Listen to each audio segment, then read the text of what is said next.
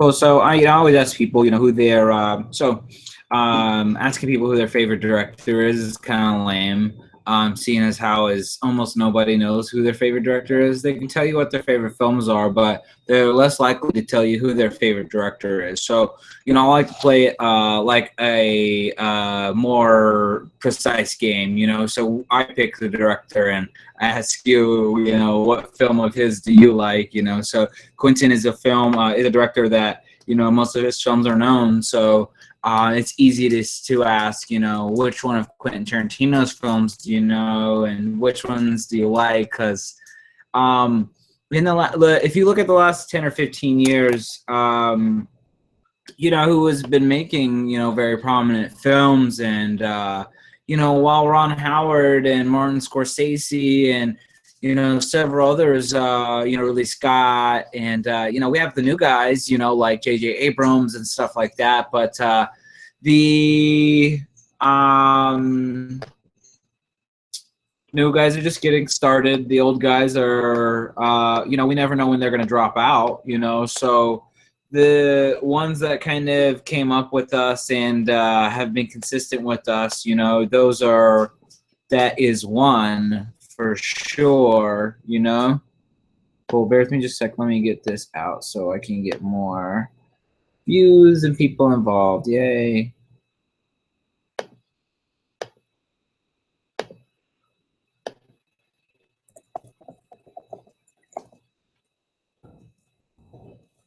I mean, so for me, like in the advent of IMDb, I think a lot more people are getting cred, on the productions and stuff. More cinematographers are being known, and I think more so the writers and stuff are being known and stuff too. So, things like that have been wonders for the industry, I think. In the sense that all these unknown people can be looked up and checked out now. It's a little more common knowledge, yeah. Cool. So give me just a second. I want to send this out.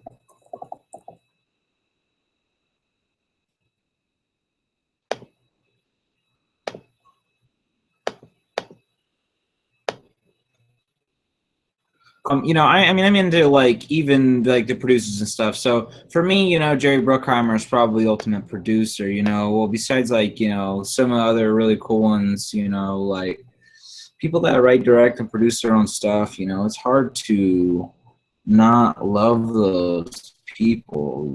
Their content is what they want it to be.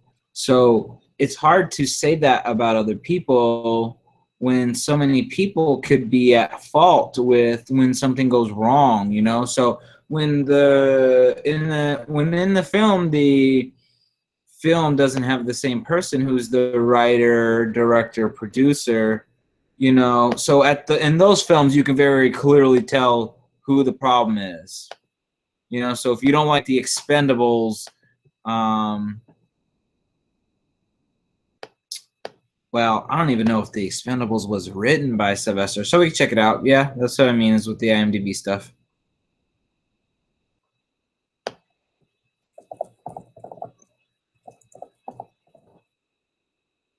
But I mean, obviously, if we're talking about Rocky, that would be lame. If you didn't like him, or if you don't like any of those films, he's the key person involved there. He's the one doing all the writing, and he directed himself as well. I think in some of them he got a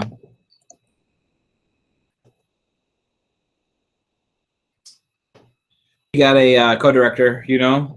Several people do that. While they're in front of the camera, have a strong co-director with that particular film. Cool. Bear with me just a sec.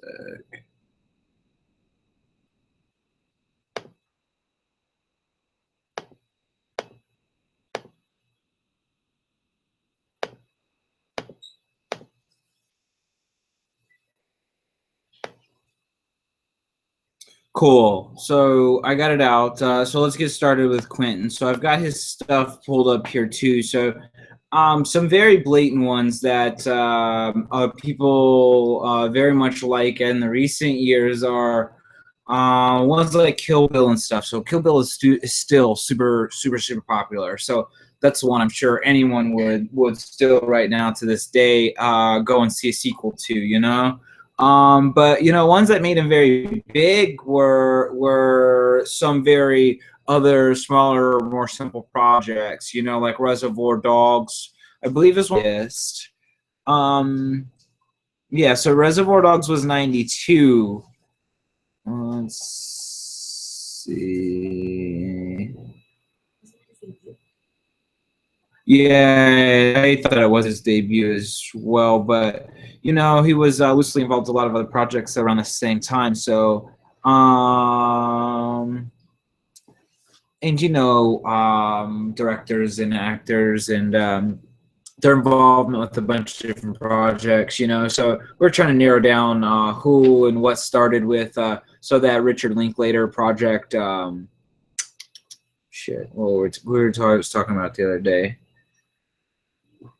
The Dazed and Confused project. So I mean, Richard went on to do a lot of bigger things and stuff. So we're just trying to figure, you know, was Dazed and Confused his biggest project at that time? So it's hard to put the time periods together. So they call it a chronology. So it's hard to even these chronologies could be wrong. So even with like George Lucas, you know, so what was his debut film? So I mean, they say it was fucking THX 1138, but he shot that shit in college though, you know, so it's like and then you know what makes it debut. So they have these standards and these terminologies for it. But anywho, he did some other stuff right around the same time, so that's pretty awesome. I actually didn't know that he wrote Natural Born Killers because that one was directed by Oliver Stone. So Reservoir Dogs, it says he was written by him in '92. Okay, let's see. No, see, he. I never seen My Best Friend's Birthday, but apparently that was 1987, and then there was a unfinished, unreleased short, I guess, apparently, or something, Lovebirds in Bondage. But anywho, so Reservoir Dogs '92 debut. We'll just say that's his debut, yeah. And then seeing as how the film before that wasn't popular, so that's what I mean about the debut shit. You know, you can shoot shit, but it's not popular. It's not your debut until it gets popular, though. Yeah. But anywho, so Pulp Fiction. So Reservoir Dogs, Pulp Fiction, Four Rooms, and then Jackie Brown. All of those are pretty much right back to back, and it looks like he's 2 years in between each film mostly. Well, one in between Pulp and Four Rooms, two between Four Rooms and Jackie Brown, and then like another fucking almost seven between Jackie Brown and Kill Bill Volume 1, which was a 2003 release. So those all came pretty back to back. At that time, he was fucking super at his top of his game. So it took him like 10 years to ascend to like ultimate platinum. So he debuted, you know, was in theaters and shit, and these, you know, with these specialty independent films and shit, smaller films. But, you know, I will have to check that out in order to call them small. But, you know, usually whenever we talk about stuff like that, Reservoir Dogs was like 3 fucking rooms. You know, we had the base, we had the parking lot of the fucking Fallout place. We had the inside of the fucking warehouse, and I think we're in a car. You know, anyways, it's pretty. It is a hand full of fucking locations in that one. So I usually go back and forth and ask, you know, since we've got so much to pick from. So he was involved with Sin City. He did Grindhouse and Death Proof, but those for me were the ultimate low. I was not interested, and then it just seemed like, you know, so he had done box office really well, and it seemed as though he just wanted to go a little more niche with, you know, just his style at that time. What is he? He was like 15, 17 years deep at that time in 2007, you know, so And then he goes from there, Grindhouse, Death Proof, to something fucking amazing, Inglourious Bastards, and then he does Django Unchained. And then it's been a while, so there was some fiasco. So apparently, Quentin is very uptight about who reads his shit, but because he mostly doesn't want it to leak out ahead of time, so he is very close-lipped and very secretive about who he gives shit out to. So with the Hateful Eight, apparently his script had gotten out, so that means somebody that he gave it to fucking released it. So he was really pissed about that, and I think that stalled the production a year and a half or some shit, because the project was due to come out pretty quickly, just due to the popularity of Django, and that pissed him off pretty good. And anywho, so what is he fucking? He's like what is like 23 years into his major film career. I mean, that's really substantial, you know. So but obviously we have more and more to expect from him, because what, like, Scorsese was in his fucking prime in like the 70s, and then we're still getting shit from him now. So I mean, who the fuck knows? I don't know how old let's see how old he is.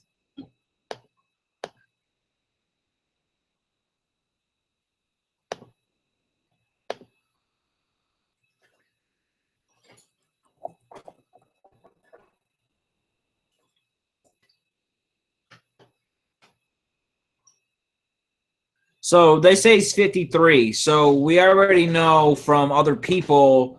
So put him next to Steven Spielberg.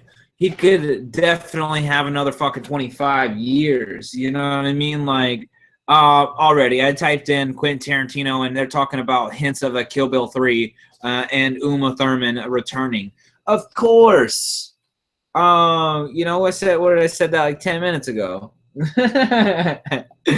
So what's really cool about some of this shit, so when you become to learn and love and grow with these people, you know, who are making this entertainment, who are making you, like, who knows people that are fucking want to be filmmakers and or are filmmakers and idolize Quentin Tarantino, right? So that's like what, a dime a fucking dozen, right? So but when you start to know and grow with these people, you actually start to, I love to find their influences. So the person that I know, like, and love, I like to find out who they like and love. So I did this once, and I got some really good results, and that was with Alex Ross. So the painter Alex Ross. Whenever you see amazing art by someone, you know, you just have to find out, like, you know, who is this person, like, in love with, you know, if I'm in love with them, you know. So well, with Alex Ross, you know, he was in love with people like let me look it up real quick. The guy is really popular. I just don't want to misquote it.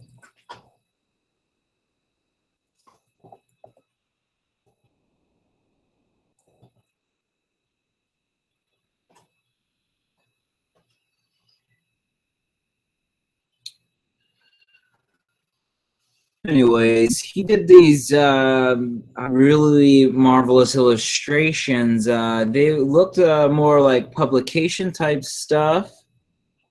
But if you see Alex's work, you could definitely see this person's work. So I'll have to look it up. I don't want to kill a whole shit ton of time looking up that guy. Anywho, so one of Quentin's muses, you know, like people that he idolized, one of the stories that he idolized. So it was really fun to, because what is it, a couple of days ago with one of the episodes, we were talking about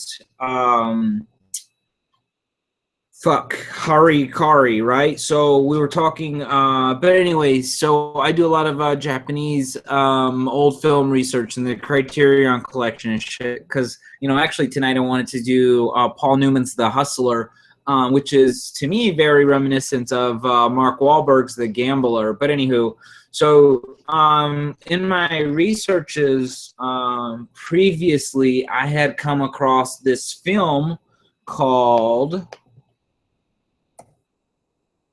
Lady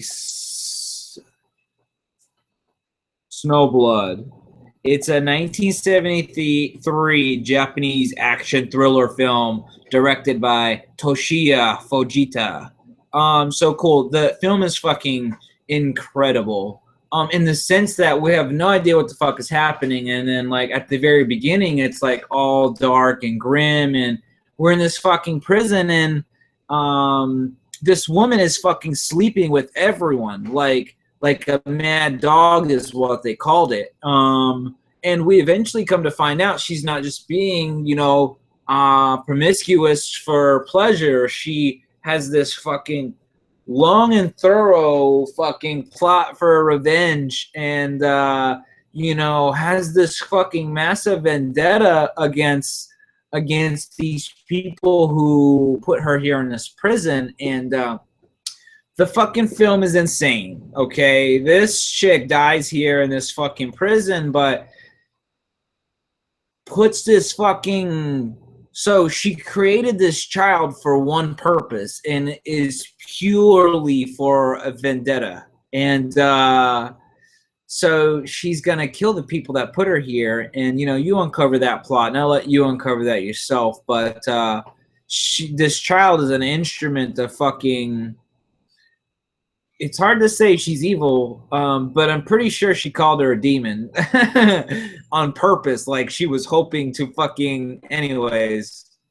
She put that onto this girl, and this girl, you know, took on this plot, and this shit was wild. And but anyways, you gotta watch it. It's a 1973 Japanese film. It's called Lady Snowblood, and apparently, and you can fucking tell.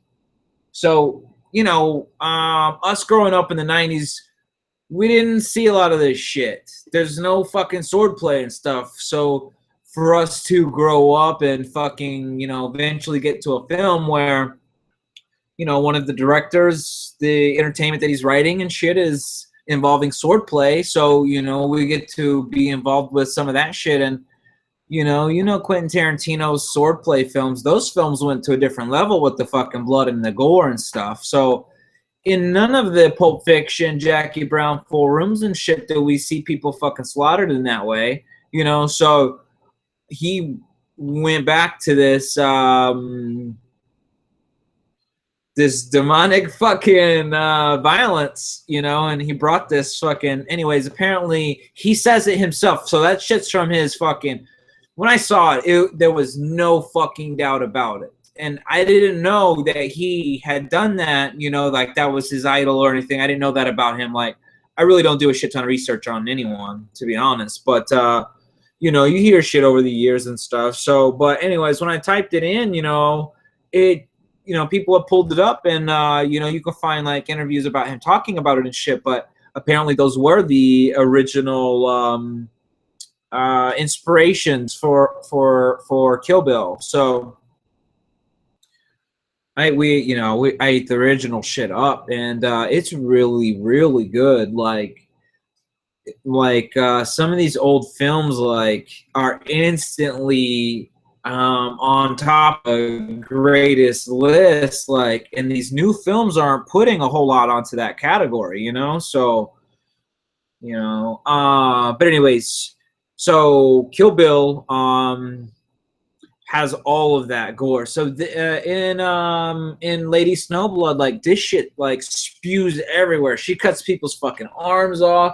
So I'm watching Zatachi, right? So Zatachi is known as the quickest fucking swordsman, you know, ever, and he's blind, right? So this bitch and Zatachi, like, if I don't see why they didn't make a film together. I mean, maybe there is a film of them together or some shit, you know. But Zatachi reigned for like, he fucking has like 30 something films of his shit, and they went for like a couple of seasons on television too. So, I'm just watching a shit ton of swordplay recently, and you watched Harikiri, if you took my recommendation on that. So, and there's a shit ton of, so I've been watching a shit ton of sword films and samurai films, and they was doing the fucking throwing the blood against the wall and shit back then. Like, she straight up, and I think in the first fucking 30 minutes of this film, we see some random, really hot fucking Japanese girl just walking through a village, and this fucking cart, is holding these degenerates, and they're whistling and shutting, they're they fall into her disguise, and she ends up wetting them up really good. And she fucking does a flip, turns around, cuts this motherfucker's arm off, and I mean, like, she completely dismantles these guys like she's an assassin, and so you get to see a lot of that animosity, revenge, like vendetta, like all of this large back plot, and like these dream sequences and stuff. So his style is very reminiscent of Toshiya Fujita's, so check it out if you want. That would be, so I explore a little bit of everywhere. I feel like I have been looking on the Academy Award-winning list, but for fucking all time, and the Golden Globe ones and stuff. And so all the big major awards, I try to go back to the earliest ones and see a lot of this shit. So, and this is obviously wise. It's so substantial even now, that it's amazing, cool. So let's discuss some of the newer projects. Yeah. The one that I'm still a little chapped about, which, and for me, like, you love and hate anything you love, you sort of hate, so and that's I guess that's the downside of anyone's love is that they're gonna critique you a little more if they actually like you, So, but anyways, with Quentin, I often say he's exactly where he wants to be, So, if he wants to win an Academy, he'll win one, and that's just it. Is that he doesn't have any of those awards because I don't think he wants one, What is it, an Oscar that he keeps avoiding? Is that the big one? But anywho, so Django to me is the ultimate fucking telltale of that, yeah? So the film is, and I was talking about this the other day, and the film is written, like, to me, so well. And Quentin is obviously not a black man, nor I think he had any slaves in his family, but this story is written like it is almost a first-person recollection. Like this person, like the story's been passed down, or it has a lot of meaning to it. So, if you watch Django, you cannot tell me that you didn't cry at some point. So, I have this thing, right, that, all great films will have that emotional effect on you. And that one did, right? And, like, so when he saved his wife and, he actually finally fucking made it there after all of the bullshit. So we know Quentin Tarantino's films are long, right? So we didn't get to the wife till the height of the second act or some shit, right?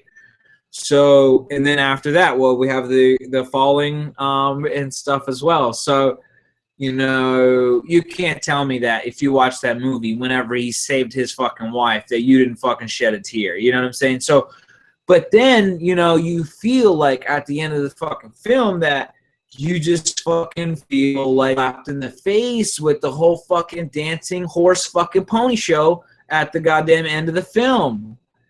You know? Like, for me, it took something that was a very real story. I mean, we fucking saw, didn't we see a slave eaten by a fucking dog in that film? So it was quite, you know, it was not his average vendetta fucking, it took it in other places. This man was he was scared of this world, and he conquered his fears and was able to save himself, his wife, and fucking make a life for himself. You know what I'm saying? So, and he obviously left a fucking blaze and a trail of blood behind him, you know? So, but that's all good Westerns. So for me, it was very, very good right until that last fucking second. So another film that did that shit to me was Inception. So the fucking top not falling is like the ultimate slap face for me. You know what I'm saying? Like, if we could recut that film and we could fucking have that top fall, I might be okay. And, you know, we might want to, I think the American audience would be up for seeing a sequel, you know? So, but that tells you that, you know, Nolan didn't want to write a sequel, you know, well, at least not with Leo. Yeah. So, and a lot of people don't remember that in Inception starred fucking Tom Hardy was a good character in it. He was a supporting character. He wasn't really popular at the time. But anyways, so anywho, other projects by Quentin recently. Django was amazing. And then so cool. I mean, let's talk about a little bit about Sin City. So one of my favorite films, and I'll tell you the favorite film of mine of Quentin is, I mean, shit. Most days I'll say Four Rooms. You know, you catch me 4 days out of the week, I'll say Four Rooms. 3 days out of the week, I'll say Jackie Brown. Okay. Another one, another top one for me is fucking From Dusk Till Dawn. So, and then, you know, and I gotta be honest, I don't really like Reservoir Dogs. I mean, Michael Madsen's part in it is fucking, and I get those Michaels mixed up. I get him mixed up with the one from Heat. But anywho, hopefully it's Madsen.